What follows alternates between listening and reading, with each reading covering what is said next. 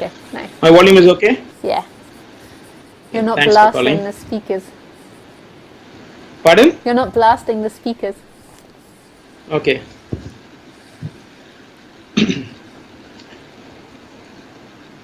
Yeah? Yeah. Okay. This is my opportunity in the last 53 years since I was born to ask the universe as to why am I here? It's mysterious. Who else to ask? I mean, my parents can't tell me. My teachers can't tell me. Those I dabble in spirituality can't tell me. Right? Yeah. And I mean, the entity I'm just talking to is the only possible source from which I can get this answer. But when I spoke to you, when I spoke to you about in 2014, I was Skyping, and you just put me down saying the whys and the hows can't be answered. But the Lisa of 2015 and 2016, there has been a sort of a shift where, like, you have, from my point of view, diluted the non-duality. In the sense, you have now come down to, what do you say, therapy sort of, and you're answering common questions. So my question is now, Common questions. why is this common questions? In the sense, I mean, there was a time where you were like, I mean, the non-duality part was, this is it, baby. Yeah. Nobody could talk anything to you. This is Now it, there baby. appears to be now there appears to be a slight shift where, we can ask you more questions. Yeah. And I was actually asking you a couple of weeks ago, I mean, why is there a disparity? And you said very rightly, this is what's happening now. Yeah. So in that flow of things, and now I am just re-asking this question as to, why am I put into this universe? The reason that you're put in this universe is an instrument for life to see itself through. Life is wanting to experience itself. Beingness, nothing, is wanting to experience itself. So this is a way of it being able to experience. I mean, that's not a very digestible answer. Yeah, it becomes really apparent as you begin to see this vast stillness, which is looking through these eyes and looking through these bodies at a world that isn't separate from the world and isn't separate from anything it sees. There is an absolute stillness experiencing itself, and it can't think, it can't feel, so it has to produce everything in order to experience itself. Otherwise, it wouldn't be able to know anything. But then we say this infinity, this God principle is three things: omnipotent, omnipresent, and omniscient. It's powerful, it's infinite, and then it comes into this body and becomes so weak, where even for small things it starts fearing everything. And why is this dichotomy? Is this the way the nature works? Sorry, Khaleesi's getting freaked out by the flies. She's so funny.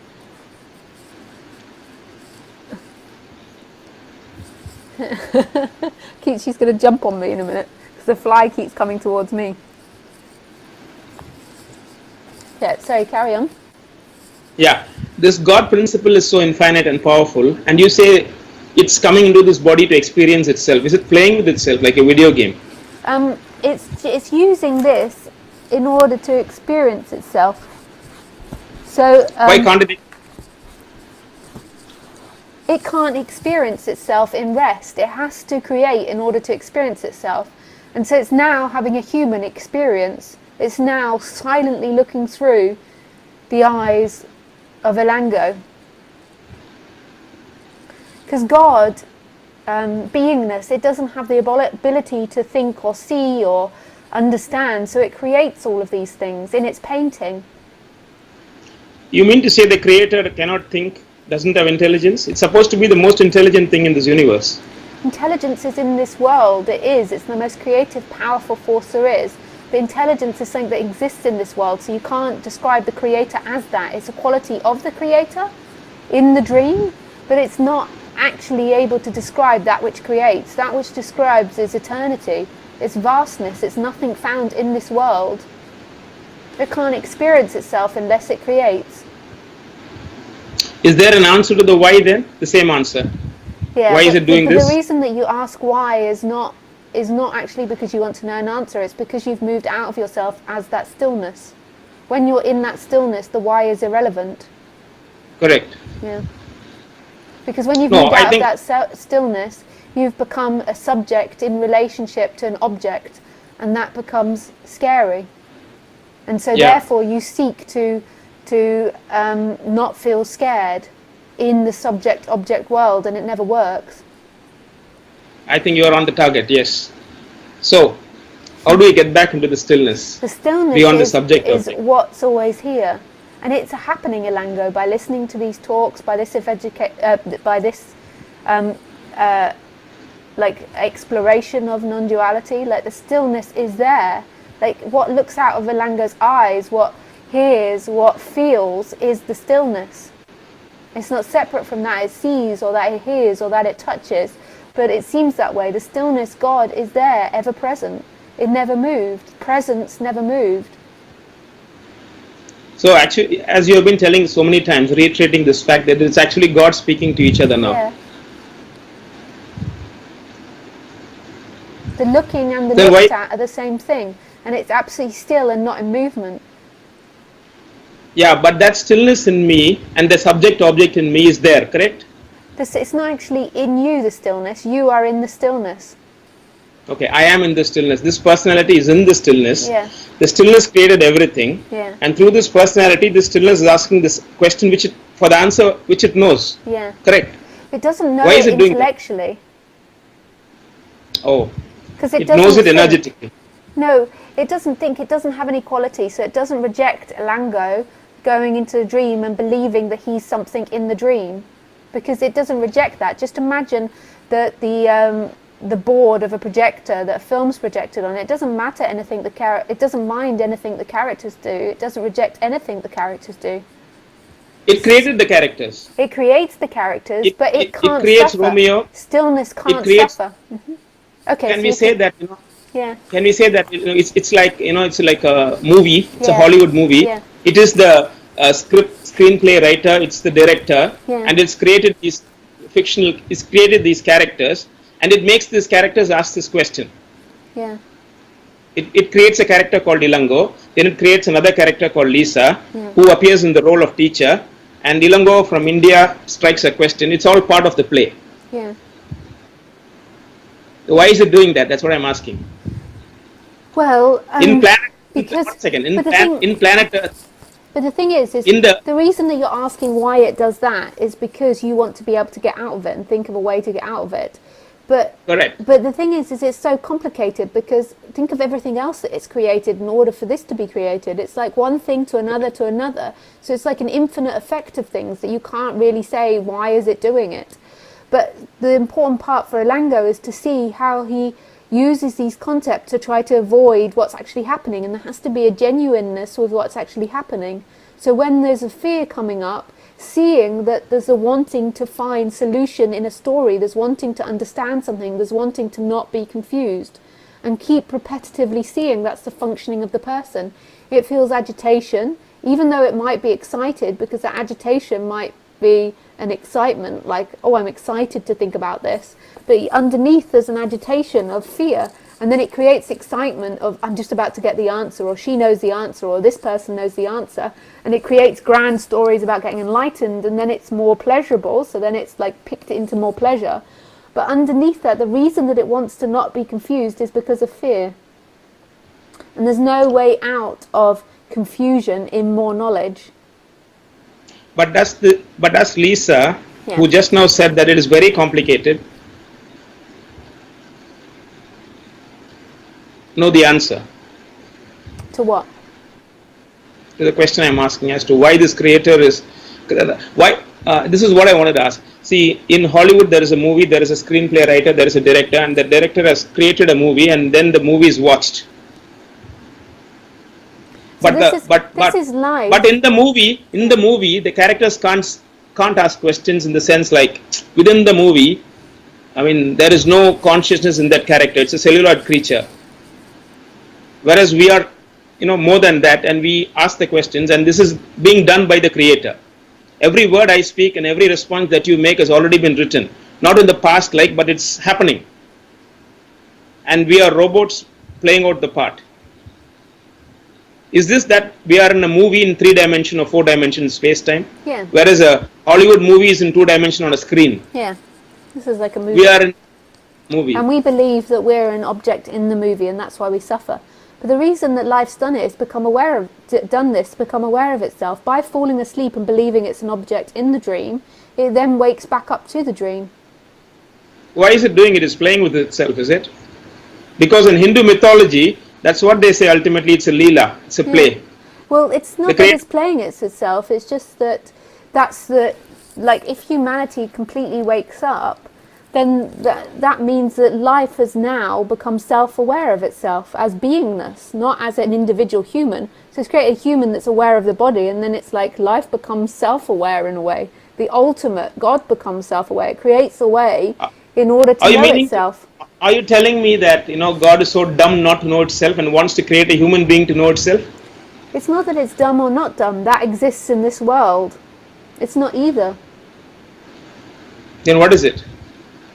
It's nothing found in this world. It's nothing describable. It's the stillness that's knowing. It's a knowing energy. It's way beyond our ability to think about it. We can't think about it. It just is there. No. The normal human being cannot think about it. Yeah. But those who are enlightened, those whose separation from this unity has happened like you, would be the closest that we can go to that dimension where, it's like through you we are getting a glimpse of the infinite. Because what's happening in you is 100% clarity. The mind is not coming and creating this illusion of separateness. The separateness in you has gone. The closest that we can get to knowing that mystery is through you. Because you are it, you are experiencing the force without illusion, but that's without the sense of separation. That's a lot of stories. You're not going to find yourself in stories, you're going to find yourself in this moment. That which knows those stories which are appearing. Meaning? Well, that which is that knows those stories that appear about Lisa and not illusion, and I forget what you say. That knowing is the freedom, that beingness which you could say is behind, but ultimately it's not located, it's not behind. But you could say that the beingness that knows that thought appears is the freedom, nothing which appears in the dream, so no thought which moves in the dream. So whether you say that this or that, or that whatever story you retell is just a story, the freedom is prior to that. So what is the message as a teacher you are giving to those who are following you? I don't The last even 35 years, the last 10 years, before Bali and after Bali, you were seeking. I mean, we have spoken many times about this. You were seeking, you went to Ramesh, many teachers, and was there something which you can tell us? About reaching a state that you have reached, where the sense of separateness falls, where the personality is sort of gone, where the suffering ends. And that's it. Ultimately, this body entity wants infinite pleasure. And short of that, the second thing it wants is end of suffering. So I would opt for end of suffering. That's what this body wants. That's why it's asking all these questions about enlightenment. And just keep being honest and genuine with the actual experience. Yeah. And it's not ultimately you that does that, but the deconstruction allows it to just be more and more genuine to what's actually happening. Keep exploring what's underneath what you think is actually true.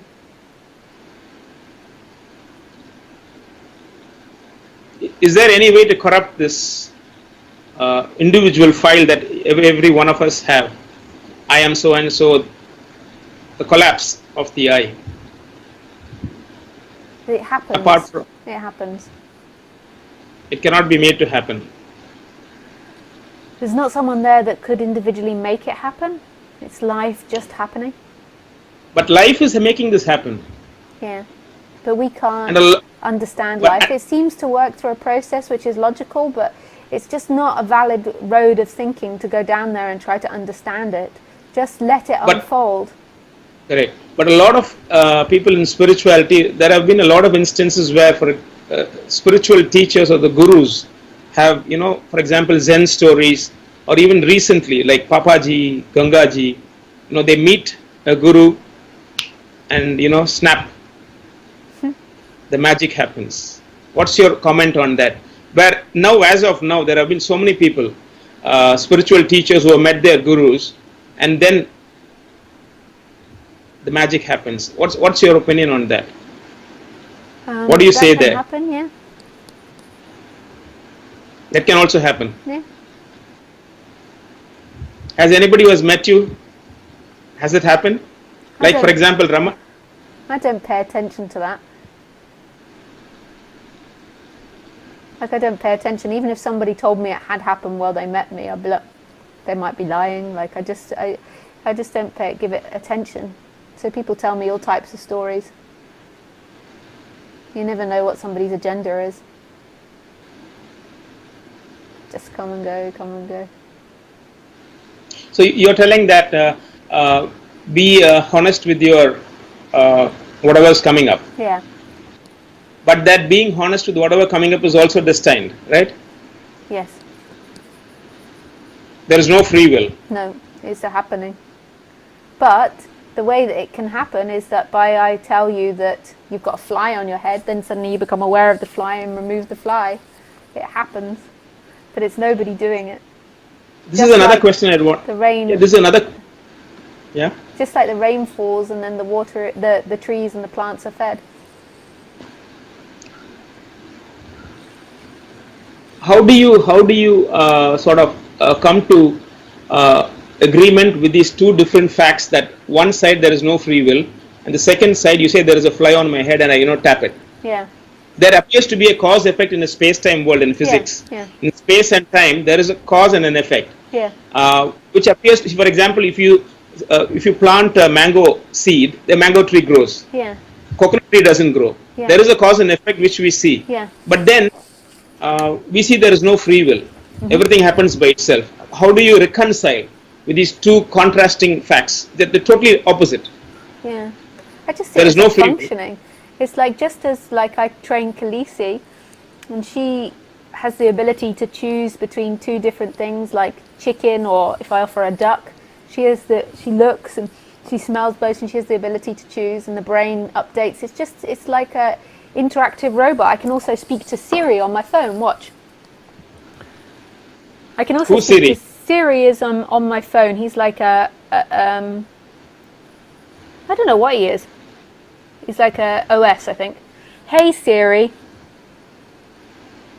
I'm not sure I understand. Oh, so hang on, I can say. You're having an iPhone? What are you, Siri? Oh, I have to hold him down. What are you, Siri? I'm Siri, but I don't like talking about myself. So it looks like this. Do you choose, Siri? I'm sorry, I'm afraid I can't answer that. Do you have free will, Siri? This is about you, not me. Can you pull up a website on dogs for me? Here's what I found on the website. Can you put up a website on dogs for me? You see? So he can do things on command, but it's a robot, just like us. So if I tell you... Are we robots? Yeah. So Are we robots? Yes. The body mind is a robot. Like, so if I say to you, but they haven't quite done it with computers yet, but they're going to do it where a computer can evolve. So if you tell the computer you got that wrong, Siri, actually you should do it like this, it can evolve and change. And that's what we can do. We can evolve and adapt and change. It's amazing what life has created. It's really amazing, these instruments. But we're going through a very dark period as humans, because we've changed so much in the last 100 years, which is very painful to us. And then also we're going through a collective awakening. And it's not very hard to awaken, but it's very painful awakening. So, I mean, like, the suffering point which humans are getting to is really, really dark. Because what's happened is our thinking is going very fast. We're constantly being stimulation all the time. And even though we've got lots of things, and we're a lot safer than we've ever been, we're totally focused on the individual, and it's making us very, very dark as individuals. This increase in depression, most people that you meet aren't very happy, but they're trying to be happy. And so it's going to get worse, and there has to be a mass shift in consciousness. But it will happen. It's life's way of being aware in the dream. Just prior to your Bali experience, you said, I mean, there was a shift where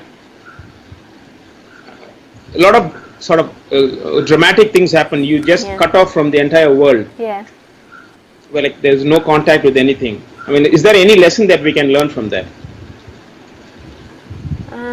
Like I remember you telling somewhere or writing somewhere, even your parents never knew where you were, and you had very little money. And is there a lesson that we can sort of imbibe? Maybe just the courageousness that it takes to constantly step out of our cages. Just like stepping out of our cages and not doing the path that everybody else travels, like traveling the own path, like of that body-mind mechanism. We want to often find a guru, we want to often find a way, because that makes us feel safer, and to really keep challenging what the illusion is, not to just keep following pleasure and avoiding pain. So courage was that word. Yeah, that's what came up now. Was there anything else apart from that? Not traveling the path anybody has traveled, to get the courage to... Just the determination to see through the illusion. Like not being defeated by the victim. Illusion of the self. Even if the victimhood came up, there was a constant conviction that that wasn't who I was. And tattoo it on your body, like, no, I shouldn't say that, everyone's going to sue me after they get a tattoo, but this is what you think isn't the reality, like, or write it, on your hand every day. Like, it's just not true. And we get lost for hours into our illusions. Now, prior to Bali and after Bali, you were Lisa Cairns. Yeah. After Bali, who are you? You're not Lisa Cairns? Just what's happening. Wow. This moment. Yeah, what's happening. Not this body, not this name. No. But this body still, I like to say this again and again because I don't want anyone to think I'm perfect, but this body still gets trapped in karma sometimes. So this body still does its old patterns sometimes of being someone. So it's not that it gets pulled into a story as such, there's not someone that gets pulled into a story, but it can go into that old typical reaction. But it's not belonging to anyone. And I think this can take years or maybe lifetime for the body to adjust because it's such a huge shift. So sometimes somebody behaves a certain way and the old typical Lisa way, and I don't know if that will ever go, will respond, but it doesn't belong to someone anymore, and so therefore it just goes through. And I get a sense over the years these things get less and less and less, like the body lets go of that Lisa that was before, more and more and more. But I don't. Do you worry?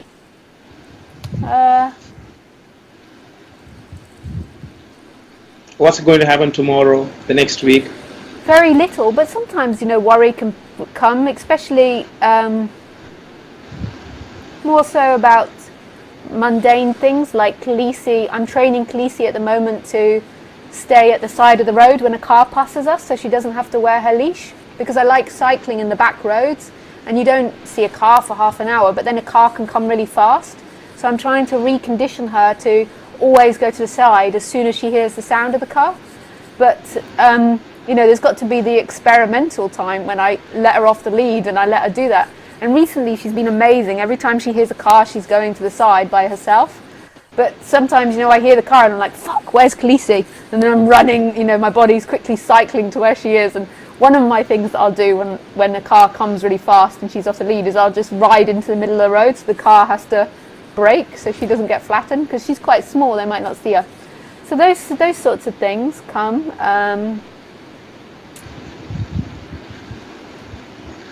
Relationships? I don't really have very many relationships at the moment. Do you have sadness, anxiety? Yeah, sadness can come. Common things that we have. Yeah. Sadness, all emotions can come. And But you said end of suffering. end of suffering, but you take sadness to be suffering, and that's not what suffering is. And I get the sense that over the years, as this has happened for longer and longer, that everything begins to balance out and the character begins to become more and more calm. But all types of emotions, I can get really angry as well, especially if I'm around a seeker for a long period of time. I'm sorry, but it can be really annoying being around somebody that's constantly wanting something from you. I don't know if you've ever been, if you're in that situation very much, maybe a family member that wants a lot from you. So every so often I engage a lot with a seeker and let them into my life, and then it can be a bit annoying, to be honest, and I get grumpy. I'm like, oh, F off with your questions. Because it's like an energy of always wanting to talk about the same thing, and the energy of always wanting something from you, always looking at everything as a strategy, and their energy is never relaxed. And so also in their energy it can be a bit annoying, because we're all empathy characters. Then when you look at them, you're going to feel what they're feeling in some form of a way. Some people have more empathy than others, but you're going to mirror back what they're feeling. So yeah, all types of different things. I sometimes think when I spend too much time around somebody asking, wanting freedom, that I become a little bit like the grumpy Yuji Krishnamurti of shut up, shut up. I'll literally, if I'm around someone for a long period, I'll walk into the room and I'll be like, I'm not answering anything now. Nothing, no talking. You can see that but just one more question. I'm like, no. Sit down, shut up.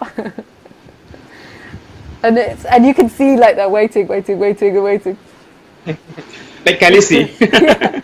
Khaleesi is actually not like that. She's really mellow dog. Sometimes in the morning when she needs to go poo pee pee, she's like, but I don't find that irritating. It's a totally different energy, because she's not seeking. Even though she's wanting to go pee pee and poo poo, she's not seeking to fulfill herself. Seeking to fulfill yourself is a total different way of being. It's such a different way of being. So I had a friend recently who always feels strangulated when he spends too much time with people. When they spend too much time with people, so they always feel this sense of it's not all the time, but it's sort of, they always feel a little bit like there's a weight on their back. And then they express that when they spent time with me, they didn't feel that. And I was trying to explain to them that's the difference, because I want nothing from them. They don't add to me at all. It doesn't make a difference if they're there or not. They can be pleasurable and I can enjoy them, but there's no energy to take from them. The seeker is always trying to take from someone, or always trying to reject. So from people that it doesn't see as any benefit to itself, it rejects them. It's disgusted by that doesn't give anything to them. And then it sees someone that can give to them, and it's keep trying to take. And I just don't have that energy. But when somebody's around me constantly doing that, I can be very fierce. It's 2 hours on Ustream, you see me, and you see that I can get grumpy sometimes, but I'm quite happy to do this, but I can't do this 24/7. I respect those teachers that live in communities, and because when you're seeking and when you're somebody, and this is why relationships never work, because you're always trying to fulfill yourself by the other person, and you can't do that. Happiness never comes from the external. This is why Khaleesi is such bliss, because neither of us are trying to fulfill each other from each other. 1 second. You're telling two things. One is seeking for fulfillment. Yeah. And the second is seeking in relationships. Now, the first question of seeking for fulfillment, when I am talking to you seeking, earlier, prior to meeting you, my thought of enlightenment was something like Osho. He's in Hollywood robes and he's got 93 Rolls Royces and, everything at the snap of a finger, and probably angels are singing and there is Mozart. That's sort of an enlightenment like Raman Maharishi, where, the entire universe is under you. But after speaking with you, it's sort of come down to the brass tacks of, this is a human animal wanting infinite pleasure. In your book, you had asked a young man, what is it that you want? Infinite ecstasy, sexual ecstasy. And he backed out and said no. But I think every human being wants infinite ecstasy, short of which we want is end of suffering. Actually, So when you I'm don't. asking, You don't want infinite ecstasy. If you imagined, like what I asked him was, do you want to orgasm all the time? And he said, no, Correct. just a couple of hours. We don't actually want infinite. That would be way too stressful for us. What we Correct. want is the end of suffering, which is seeking. Yeah. Seeking Correct. is the problem. But you just told me that seeking means I want fulfillment from a teacher like you. A teacher or What do you mean? What do you mean by that? Seeking. See, in spirituality, the seeking is only for spiritual, zeroing or Yeah. cutting off the separation. So when I'm asking you the questions, am I expecting anything from you as a fulfillment to Yeah. me? No. Yeah. Energetically, you are underneath. Fulfillment of what? Basically, Of this question. no. Basically, what you want is wholeness. No, I want the suffering to end. Yeah. And so you're trying to get that off me now.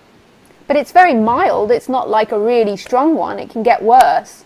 And when it gets really bad, when I spend a lot of time with a seeker from day to day, when it gets really bad, if it goes through phases. So I'm becoming like an expert. So it goes through phases. So first of all, when people get to know me, what they'll do is they'll rave about me as the goddess. So first of all, I'll be the goddess, or I'll be grandeur, or I'll be the enlightened one and everything. And they'll want to do everything for me. Now I've learned, this is Lisa's karmas evening out. When people are wanting to do everything for you, this is not good for Lisa to agree to do it. So they'll try to do everything for you. So they'll want to carry everything for you. They'll want to buy you things. They'll do anything to be around you. And then a period of time will go along, and after they've done things for you, then they'll begin to want a bit more. So they'll want more questions, so you give them more answers. And then the energy comes and they're still not getting enlightened. And then they get a bit more frustrated. And then my energy, as they get more frustrated, will push them away. Because the more that they're seeking, the more energy will push that away. It will be like, no. So the more that I go no to them, so it goes through phases. So they've first of all done everything for me, and then when they begin to want more, and they're not getting it, and then I feel that, I begin to say no, they will then go into hatred of Lisa. And then Lisa will be everything wrong. She will be this wrong, that wrong, and every projection will go on her. Now, dependent on that person, whether they can come down from that or not, that's really dependent on the person. Some people at that point walk away and they disappear, and then some people come back, or some people can break and see that that's their projections. But at this point it's very difficult, because at this point they think Lisa is the worst person that there ever is, and they really dislike her, and because they haven't got what they want. So they have a full-on tantrum like a kid. And whether they can be humble, that's real, and come down from that and then see that is another thing. That will then go on for a period of time, and they'll go in and out of that, and then over time they'll begin to see that that's their projections coming up when they don't get what they want, if they can stay with it. But through this time, I can tell you, as the speaker, it can be irritating, because you can imagine, like, one day they love you, then the next day they hate you, and they want to hurt you, so they'll do things to try and get your attention, all types of things to do your attention. And this is what Osho went through behind closed doors. I mean, if you look at Osho's story, this is the typical pattern, and I know it so well. And then normally the period of in and out will be a period that can be a long period, a short period, of going deeply into their stories. And when they go deeply into their story, the guru or the teacher, or whoever they see as the teacher or the parent figure, will become the most hated. They will be the absolute devil, and will get all that darkness thrown. And at this point, you want to make sure that they're not helping you with any of your website or your... This is over the years I've learnt. Then you became a Navy SEAL. Yeah, suddenly your website's gone. You're like, so. Oh my God! Was that what do you call that? Inside job? No, it wasn't actually. That was me actually. I destroyed that website by accident. I was trying to unlink it from something and I crashed it. But I'm just saying, like, when the rage comes, it's like the darkest rage, because they cannot get it fulfilled. and so first of all they're like, yes, this is going to be it, and then they'll be, oh, and it goes through, and it's so many funny games. So it will start with, oh, you just don't like me. You just don't like me. That's what the problem is. And it's like, and I'm like, I don't like you or not like you. It is as it is. That's you don't like me. And it's like, I know it so well. And then you'll start, it's neither of those. It is as it is. This body can find you pleasurable, but it can also find you painful. You're deluded. You're in the absolute. You da da da da da da da da da da. And then eventually so that happens like any other relationship. Huh? It happens like any other relationship. Yeah. I don't know if that is like any other relationship, because Just what you just now told me, in any relationship you're seeking for a fulfillment. That's why every relationship fails. Every relationship fails, but it's not like a romantic relationship, although it can have lots of romance in it, but it's not like in that level. But it is in the way the guru has to fail. The nicest thing that you can do for the guru is when you no longer see the guru as a guru. That's when it all collapses. When you see the guru as a guru, you'll love them and then hate them and then love them and then hate them, and you'll be going through your own heaven and hell. And then the speaker is just, it doesn't let it come on. I get annoyed and I can get really fierce when that energy goes, like when it gets thrown at me, I'll be really fierce back sometimes. Sometimes I just think, doesn't matter. But it just isn't true. And I'll always, whenever anyone pukes on me, I'm always happy to speak with them again, as long as they can acknowledge their illusion. If they can't acknowledge their illusion, then I won't speak to them again, because it's pointless. It's just a waste of my energy speaking. But this is what goes on behind the scenes. This is what you guys don't see on Ustream. This is the I have read the autobiography of Osho. Yeah, this is when you're hundreds of his books, and there's a lot of things happening at Oregon. Yeah, and this is when you go behind the scenes. Like the last 4 or 5 years, every time I go and do talks, I'm normally staying with someone, and then when you stay with them, you get to know them more. So I meet so many people. I've withdrawn a little bit lately, a little bit more from doing it lately, because I just did so much. So I'm not doing it so much with people. I still do it with people. It's an endless thing, because as soon as I get to know someone, it's going to begin to happen, because they're going to start going into their illusions. And you said in any relationship you seek for fulfillment. Yeah. One second. Now, if you take me in my life or anybody's life, yeah, it looks like you love that person for whatever they give you. I mean, what is the fulfillment part of it in a relationship? See, for example, you're a daughter with your parent. Yeah. You love them. I mean, are you seeking fulfillment with your parents? Yeah, you're seeking all types of things with your parents. All types. You're seeking for them to be the mother. You're seeking for them to give you security. You're seeking for them to give you financial safety. What do you mean fulfillment? That I can understand. But fulfillment, like, as a whole? Yeah, so if you're seeking from your parents to be secure, then you're basically trying to avoid fear. One second. When you have a relationship with someone, you love them. That's the best human relationship you can have with a human being, with an animal. You don't love a human being when you're separate. When you're separate, it's about reciprocity. Okay, one second. Now, from my childhood, I'll ask you a personal question. Like, there was a time where you loved your parents. Before, you love not your when friend. you were identified. But then what was that feeling towards a friend or a lover or a parent? What is the feeling you get? That feeling of, I don't know. Yeah, that feeling is when you begin to collapse seeking, and then it produces bliss in the body. Like really beautiful feelings in the body. So that's what true love is, and that's when you're not wanting something from them. And that's the true love. But most of the time we don't truly love. Most of the time it's about reciprocity as a seeker. And if it doesn't happen, it collapses. Huh? The relationship collapses. If the reciprocity doesn't happen, the relationship collapses. Yeah.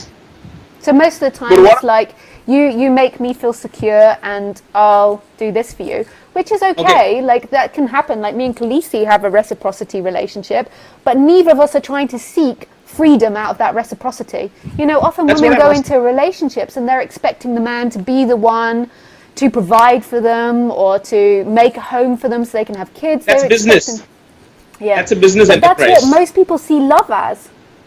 Like, love One is second. you fulfill me. As soon as you get into you fulfill me, that is not Okay, love. I'll just ask you another personal question. I was having a relationship with a certain person who has disappeared from my life for the last 8 years. Yeah. But still I love that person. That person is totally cut off. I was living for that person for about 20 years. Then suddenly one day, the relationship is gone. But still that love remains.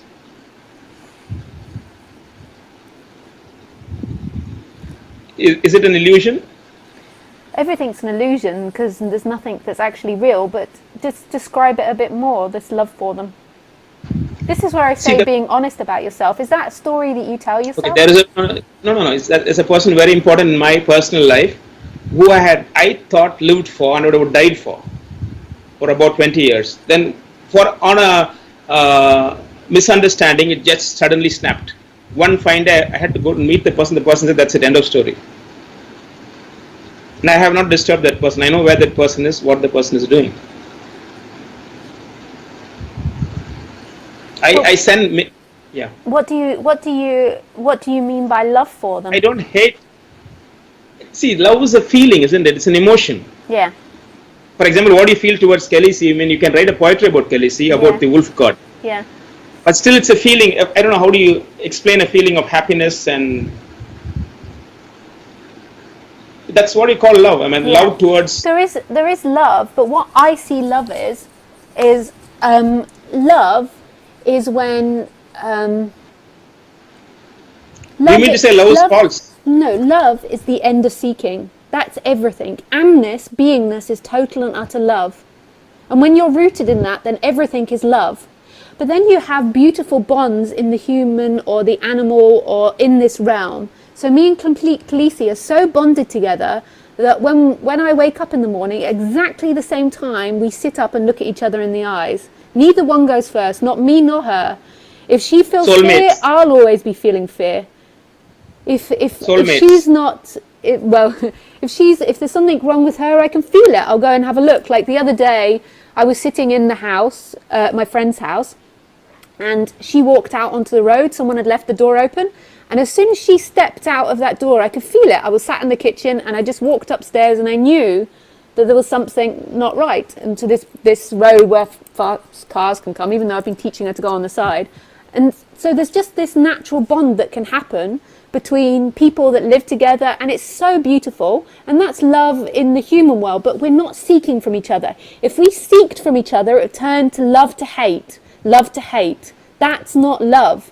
So Khaleesi doesn't complete me. Khaleesi is a joy as she is in whatever form.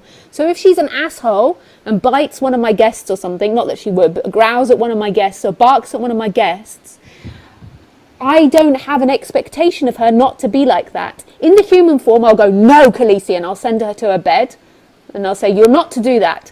But I don't look for completion in her behavior. In romantic relationships, in even the guru-student relationship, the student is looking for the guru to be a particular way. And in your partner, you're looking to be a particular way. So if your partner doesn't behave that way, you hate them in that moment. Why does it happen? That's what I want to ask you. Because of seeking. One second. In a romantic relationship, you love a person, then later on they don't fit into your model of the ideal. But it's so unconscious. Why do you hate them? You hate them because they haven't fulfilled you. Then that love was on a business contract, sort of. It was not romantic. Yeah. It was about fulfilling them. Yeah, so they were about fulfilling you. It wasn't true love. So then when they reject you or they go off with another person or they do something, you hate them. It doesn't mean that I am not talking about being passive. Like, I am not a passive person. I can be quite a fiery character, you know. Like, if I'm out in the forest by myself, I'm strong. You were in West Bank. I'm like a wolf. I'm more like a wolf. You were in West Bank, right? In the West Bank, yes. You were in West Bank. But So I'm not talking about not fighting. I'm not talking about not standing up for yourself, because sometimes this message becomes too passive. And what used to happen to me was I used to use non-duality to excuse bad behavior. So I used to use, I would use non-duality to accept somebody treating me badly, and I would turn it around on me. So I'd say, yes, but there's only my projection, so that's my projection. And then it allowed me to not stand up to that person. So I'm not talking about that. I'm not talking about standing up for myself, but I'm talking about seeking to find completion in the other object. And rejecting another object, seeking and rejecting that object if it doesn't fulfill you as a separate person. This is why romantic relationships never work, because of seeking. You're looking for completion in them. No, that's the question I'm asking you. I'm not looking for completion. As you said, in a romantic relationship, when things don't work out, I'm not seeking for a fulfillment from them. I'm not lacking anything. I'm expecting certain things to happen. That's not fulfillment. It's like going to a hotel and asking for a cup of tea. If I don't get tea, doesn't mean I'm expecting fulfillment from that teacup. Isn't it? Well, you can only see that when somebody really screws you over. So look. I have been screwed up. So I know that experience. Yeah. See what happens if you hate them, then, and you're trying to hurt them, or you're whatever, like, see it when the opposite happens. But most you split. That's it. Sorry. You split up. Huh? The relationship splits, I said. Yeah. Split. Yeah. SPLIT. Yeah. Now, what about the love of a person? For example, in the Second World War, Japanese pilots were committing suicide bombs from their fighter aircraft. Kamikaze. You would have heard about the kamikaze samurai, the guys with the sword. Yeah. Japan. What is that love for the country? I mean, what's happening there? Seeking to be someone. They've just been brainwashed into believing that that's the fulfillment, just like people that blow themselves up in the name of Allah. That's not love. No, that's not love. That's seeking. They've got this new identity which they're trying to fulfill. Well, what about people dying for a certain person they love? They get a bullet for them. Somebody's going to fire at you and somebody goes and dies.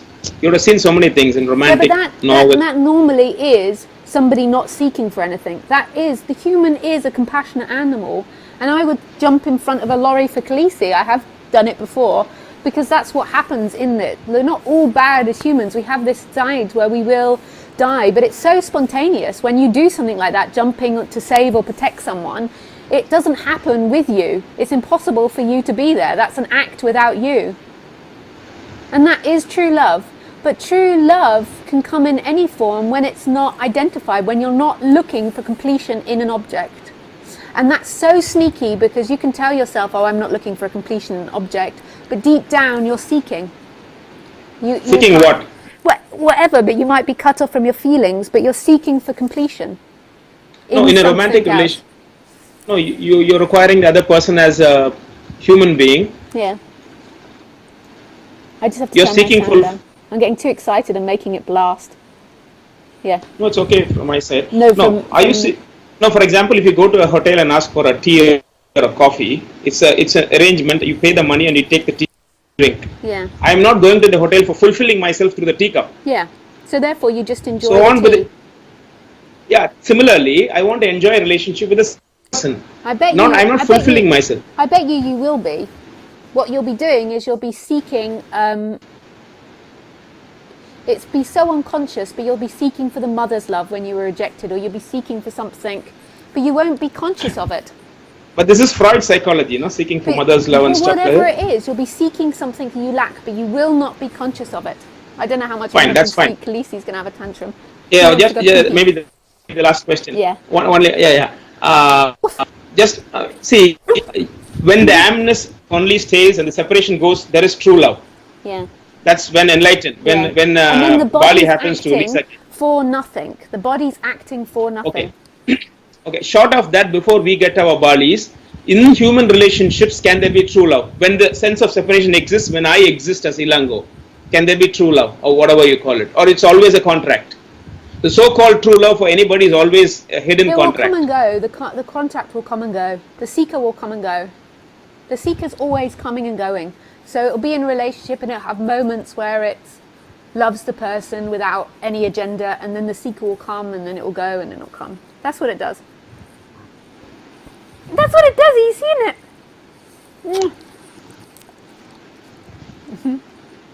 Mm. She's so cute.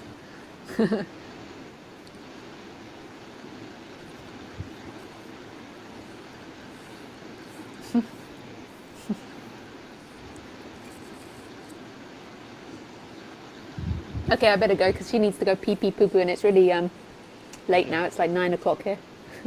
Okay, in France. Yeah, in France. Thanks, Ilangho. I always enjoy talking with you. You've got so Thank you much very much. fire, and I like it because I can my energy gets going as well. Not. Thank you so much. Oh, with pleasure. Oh, hang on. Thanks. Bye, Ilangho. Okay. Guys, I really have to go now because Khaleesi's being pee pee poo poo. I think this is the longest ever stream I've done. We're now at 2 hours 49, so 2 hours 50 minutes. So, so thanks, guys. I love you. Bye. Oh yeah, and so it's going to be about a month, I think, till the next stream. Okay. Bye. But check on my website to find out.